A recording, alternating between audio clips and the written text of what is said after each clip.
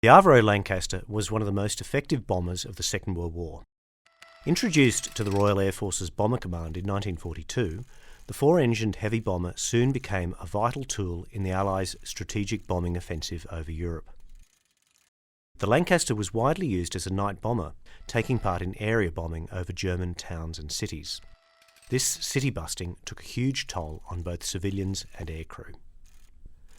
By the end of the war, 7,377 Lancasters had been made and had taken part in 156,000 sorties in almost every bombing raid over German-occupied Europe. Incredibly, half the aircraft made were lost during the war. The Lancaster was typically powered by 4 Rolls-Royce Merlin engines and cruised at 300 kilometres an hour. It had a range of 4,000 kilometres. With a 10-metre-long bomb bay, it had a bomb load capacity of over 6 tonnes, which was twice that of its American counterpart, the B-17 Flying Fortress. Towards the end of the war, a number of Lancasters were adapted to deliver massive bombs capable of penetrating thick reinforced concrete bunkers, including the 5.5-tonne Tallboy and the 10-tonne Grand Slam.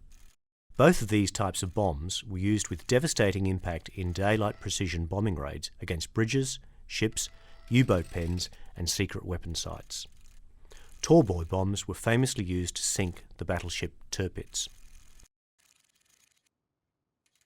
Crews were made up of volunteers from the United Kingdom and Commonwealth countries such as Australia and New Zealand, as well as from parts of occupied Europe including Norway, Poland, France and Czechoslovakia. The casualty rate for Bomber Command aircrews was shockingly high. 60% of airmen were killed, wounded or taken prisoner. More than 55,500 airmen died in action, a death rate of 46%. The air war over Europe was the most dangerous theatre of operations for Australians in the Second World War. About 10,000 Australians served in RAF Bomber Command. More than 1 in 3 were killed. Most Lancasters were built by Avro, but the high demand led to the formation of the Lancaster Aircraft Group, so that other companies also manufactured the bombers. These companies were Metropolitan Vickers, Armstrong Whitworth and the Austin Motor Company. 430 Lancasters were also produced in Canada by Victory Aircraft in Ontario.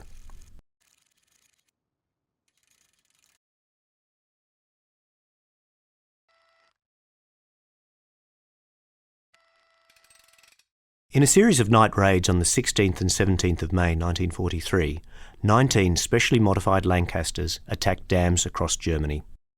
With the aim of destroying dams and disrupting industrial production, No. 617 Squadron flew low and over rivers in the Ruhr Valley and dropped bouncing bombs designed to bounce across the water, hit the dam and sink to the bottom before exploding and damaging the structure.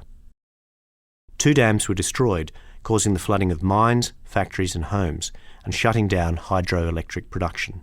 8 Lancasters were lost in the raids, with 53 men killed and 3 captured. Though the attacks were only partly successful, news of the operation was a terrific boost to British morale. There's the green, Skip.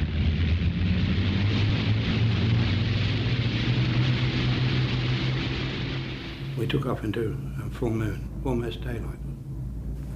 Now you came under very heavy flak on the way in, didn't you? Yes, by the time they realised where we were coming from, they put up a wall of fire which we had to fly through. I felt the terrific shuddering of the aircraft. I saw these flames shooting past my turret. I had the turret on the beam. I could see this flak shooting past us, so I had the turret on the beam, waiting till it came within my range because I could only go to 90 degrees off the axis of the aircraft. Suddenly, my turret stopped, and of course it was the port. It was one of the port engines that actually drove the hydraulics on my turret. So then it became inoperative. I heard Christ, the engine's on fire. Hobby said, feather it, press extinguisher. And the flames got even worse, so he said, right, prepare to abandon aircraft. I think it was a raid that it certainly boosted the morale of the British people. It was just about the time of Stalingrad. There wasn't much hope there. They're having terrible losses in the Atlantic. And the people were feeling pretty miserable. They just couldn't see the end of the war. They certainly couldn't see Britain winning it at that stage.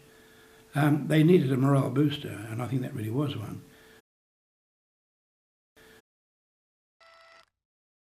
G for George, the Australian War Memorial's famous Lancaster, was built in mid-1942 by Metropolitan Vickers Limited in Manchester, England.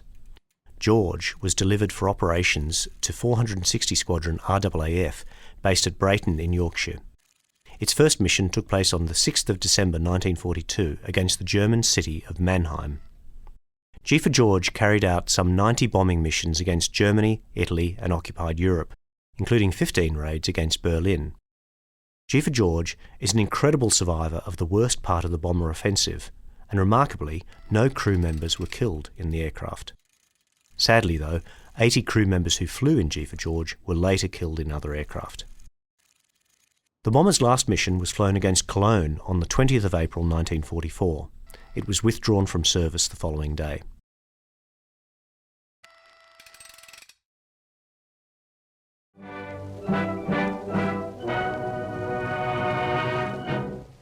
Veteran Lancaster bomber G for George lands at B for Brisbane in a D for dust storm. But what's a dust storm to G for George? Storms of hot metal when the flak was furious over Berlin are nothing new to this famous Lancaster. Yes, G for George is an old warhorse of the skies, and the nearer you get, the bigger he looks.